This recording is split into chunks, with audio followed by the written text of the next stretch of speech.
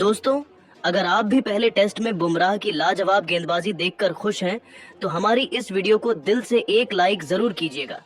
आज की वीडियो का लाइक टारगेट केवल 400 लाइक का है दोस्तों, तो वीडियो को लाइक करना बिल्कुल भी ना भूले। ऑस्ट्रेलिया के बीच पहले टेस्ट मैच की अब तक की पूरी रोमांचक हाईलाइट का वीडियो तो हम आपको दिखाएंगे, लेकिन उससे पहले आपको क्या लगता है कि स्टार्क, बुमराह और कमिंस में कौन सबसे खतरनाक गेंदबाज है?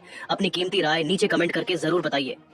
दोस्तों, आज पर्थ के ऑप्टस स्टेडियम में बॉर्डर गावस्कर ट्रॉफी के पहले टेस्ट मैच के लिए इंडिया और ऑस्ट्रेलिया एक दूसरे के आमने सामने मैदान में ऐतिहासिक घमासान करने के लिए उतर चुकी थी, जहां आज कुछ ऐसा हो गया जिसे देखकर पूरी दुनिया सोच में पड़ गई कि क्रिकेट के इतिहास में ऐसा पहले तो कभी नहीं देखा गया था। जी हां, बता दें, जब टॉस के लिए सिक्का उछाला गया तब टॉस के बॉस बने भारतीय कप्तान जसप्रीत बुमराह और टॉस जीतकर उन्होंने पहले ऑस्ट्रेलिया की धरती पर बल्लेबाजी करने का फैसला किया।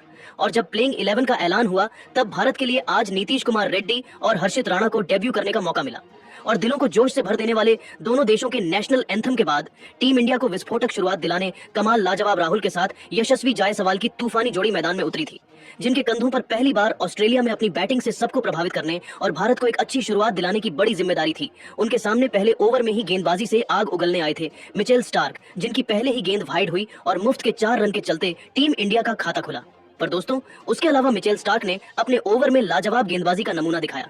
जहां पहले ओवर के बाद मुश्किल से टीम इंडिया 6 रन बना पाई थी, तो इसी बढ़ते दबाव का फायदा तीसरा ओवर लेकर आए मिचेल स्टार्क ने उठाया और अपनी पहली ही गेंद पर ऐसा चमत्कार दिखाया कि उनकी कातिलाना गेंद यशस्वी के बल्ले का किनारा ले गई और गली में खड़े मैक्सवेनी ने कोई गलती नहीं की।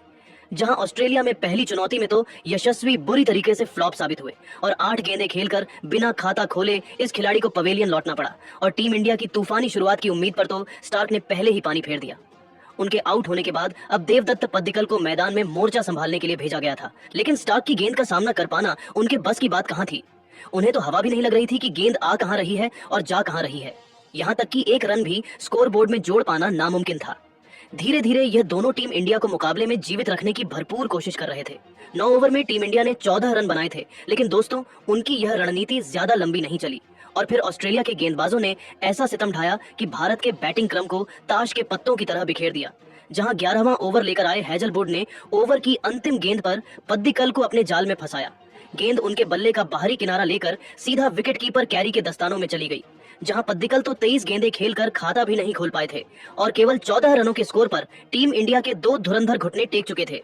भारतीय टीम मुश्किल में नजर आ रही थी। ऐसे में अब टीम इंडिया को मुश्किल से निकालने के लिए भारत की आखिरी उम्मीद विराट कोहली मैदान में आ चुके थे।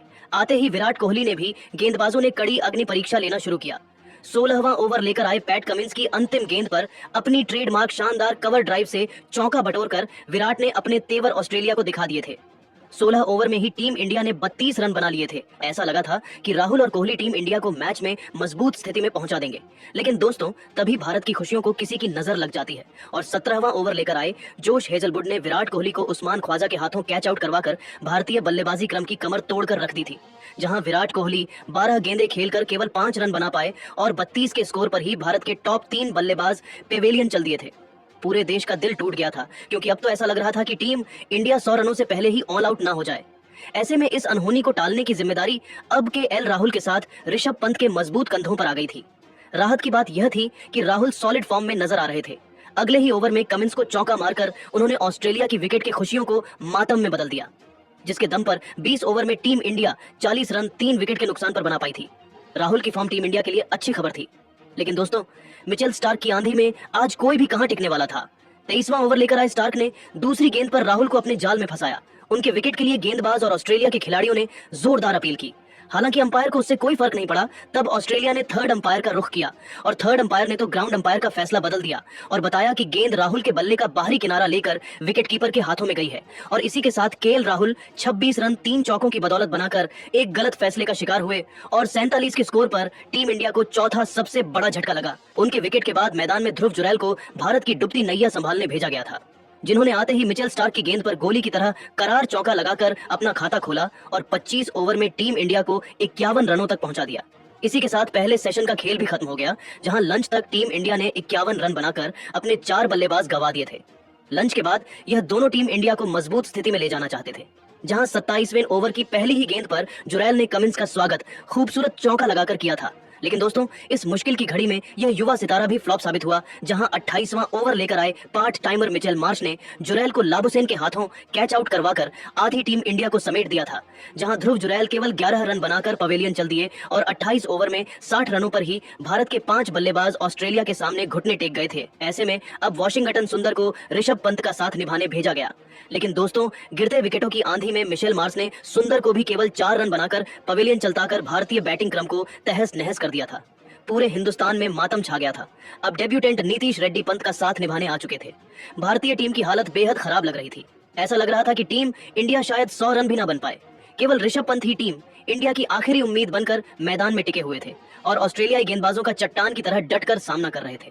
33 ओवर के बाद टीम इंडिया का स्कोर 6 विकेट के नुकसान पर 74 रन हो पाया था। तो 34वां ओवर लेकर आए मार्श का स्वागत ऋषभ ने थप्पड़ की तरह करार चौका लगाकर किया और दबाव की बेड़ियां तोड़ना शुरू कर दिया था।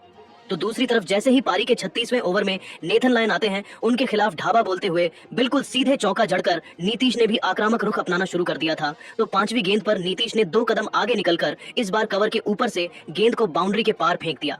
इन दोनों के बीच एक अच्छी साझेदारी पनप रही थी, जहां 36 ओवर में ही टीम इंडिया ने 91 रन बना ली थे। 40वां ओवर लेकर आए नेशन लियोन को चौका मार करना केवल नीतीश रेड्डी ने टीम इंडिया को 100 रनों के पर पहुंचा दिया था। भारतीय टीम मैच में वापसी करती नजर आ रही थी। ऋषभ तो अब आक्रामक अंदाज में आ चुके थे। कमिंस की गेंद पर विकेट के पीछे छक्का लगाकर उन्होंने काउंटर अटैक की रणनीति अपनाई थी और उदास भारतीय फैंस के चेहरे पर मुस्कान लाने का काम भी किया था। लेकिन दोस्तों तभी 46वां ओवर लेकर आए पैट कमिंस ने अपनी 5वीं गेंद पर ऋषभ को अपने जाल में फंसा लिया, जहां ऋषभ पंत तो सीधा मिड विकेट में खड़े स्टीव स्मिथ की गोदी में गेंद मार बैठे और एक आसान सा कैच देकर ऋषभ पंत 3 चौके 1 छक्के से सजी 37 रनों की शानदार पारी खेलकर पवेलियन लौट गए। तो उनके आउट होने के बाद मैदान में आए हर्षित राणा ने चौके से अपना खता तो जरूर खोला, लेकिन अगली ही गेंद पर ईंट का जवाब पत्थर से देते हुए हेजलवुड ने हर्षित को पवेलियन का रास्ता दिखाकर भारत के 8 बल्लेबाजों को ढेर कर दिया था, जहां हर्षित केवल 7 रनों का योगदान दे पाए। ऐसे में अब नीतीश रेड्डी का साथ निभाने खुद कप्तान बुमराह को उतारना पड़ा था। नीतीश का बल्ला तो आग उगल रहा था। 48वां ओवर लेकर आए कमिंस की आखिरी गेंद पर कट खेलते हुए नीतीश ने तूफानी छक्का बटोरा, तो 49वां ओवर में बुमराह के बल्ले से भी शानदार छक्का एज के रूप में देखने को मिला। लेकिन दोस्तों अगली ही गेंद पर हेजलवुड ने इस बार बुमराह का शिकार कर टीम इंडिया के 9 बल्लेबाजों को पवेलियन का रास्ता दिखा दिया था। दूसरी तरफ नीतीश अकेले ही लगे हुए थे गेंदबाजों की कुटाई करने में। 29वें ओवर में कमिंस की गेंद पर चौका लगाकर उन्होंने टीम इंडिया का 150 रनों तक पहुंचाया, लेकिन अगली ही गेंद पर उस्मान ख्वाजा के हाथों वह कैच आउट हो गए। अब ऑस्ट्रेलिया को शानदार शुरुआत दिलाने उस्मान ख्वाजा के साथ नए नवेले खिलाड़ी मैक्सवेनी की जोड़ी मैदान में उतरी थी। वहां दूसरी तरफ टीम इंडिया को जल्द से जल्द विकेट चाहिए था और भारत के लिए यह काम किया कप्तान जसप्रीत बुमराह ने, जिन्होंने मैक्सवेनी को एलबीडब्ल्यू कर टीम इंडिया को पहली सफलता दिलाई और यह खिलाड़ी 10 रन बनाकर पवेलियन चल दिया।